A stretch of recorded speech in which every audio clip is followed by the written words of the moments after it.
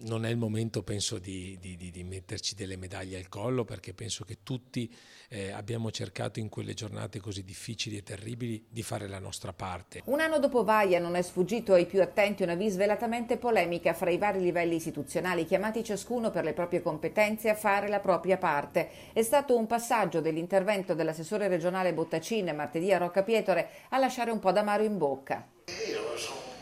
Sono passato al CCS di Belluno. Salto questa parte. Mi sono fermato poco, c'era qualcosa che non mi tornava.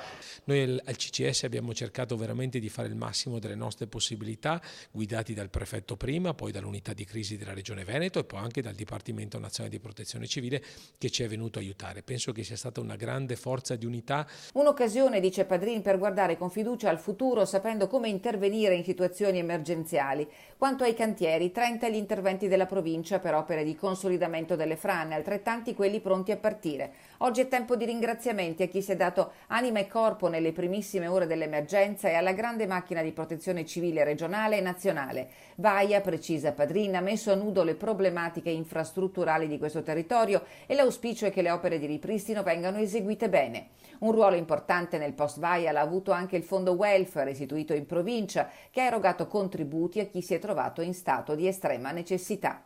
Non soltanto per l'aiuto concreto dato alle persone economico, quindi ricordiamo oltre 500.000 euro dato anche a situazioni particolari che non potevano accedere ad altri contributi, ma soprattutto per la partecipazione e per l'ascolto, io credo, che ha dimostrato nei confronti dei sindaci, delle persone. Il fondo welfare ha stipulato un accordo con il Fondo Sani in Veneto che consentirà di fornire gratuitamente un servizio psicologico a chi non ha superato il trauma causato da Vaia.